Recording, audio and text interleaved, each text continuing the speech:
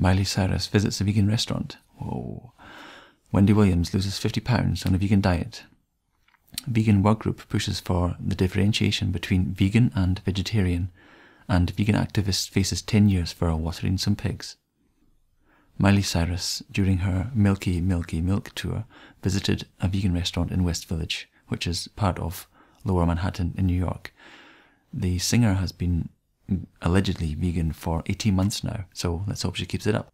Wendy Williams-Hunter, also known as Wendy Williams, of the Wendy Williams talk show, the main host obviously, she has gone on a vegan diet and has, according to her own statement, she has lost 50 pounds.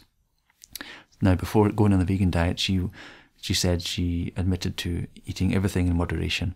So now she's just cut out meat, she's cut out dairy, she's cutting down on refined sugars, and she doesn't eat anything after dark.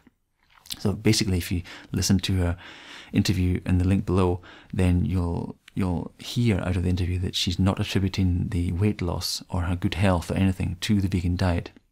She says the only reason she lost 50 pounds is because she just cut back. She stopped eating as much, so she's restricting calories. So she's not attributing it to eating a vegan diet.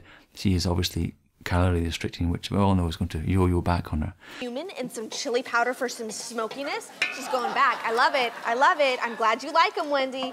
She goes into the gym, does lots of cardio and lots of pilates for health reasons, she says, to prevent heart disease. So I think she's getting mixed up a little bit with her cause and effect here.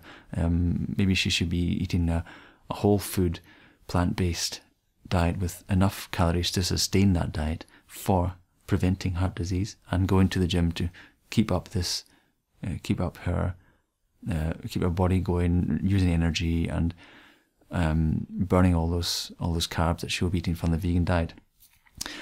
She's obviously not happy about it. She said she used to love food, but now she doesn't love food anymore. So I think she's doing a couple of things wrong. It's good for the vegan scene, maybe, to get a big talk show host doing the vegan diet and showing the results. But if you look at it closely, there's a couple of things she's doing wrong, and she doesn't like food anymore, which is obviously not good. So it's the question: is she going to manage calorie restricting for a long time, which never really works out? No one really manages it. And if she is not happy doing it, she's not motivated because she doesn't like food anymore, then I think she's going to yo-yo back up. Let's just see. Maybe she'll get some more plastic surgery done. She'd had her tummy tucked, she's had liposuction, and she's had her breasts very much enlarged.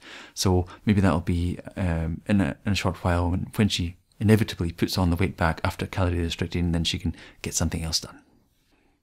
With the rising numbers of vegans and vegetarians in Europe, the working vegan group Safe Food Advocacy Europe is pushing the European Commission to set up some regulations to push manufacturers to force them to label their products better, to differentiate between vegan and vegetarian products, because many of the consumers are irritated and don't know really the difference, and many vegans and vegetarians also don't know the difference.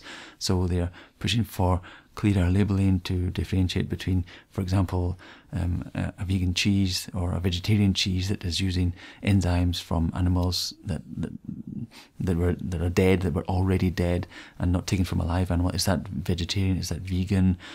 So proper labelling to be done there.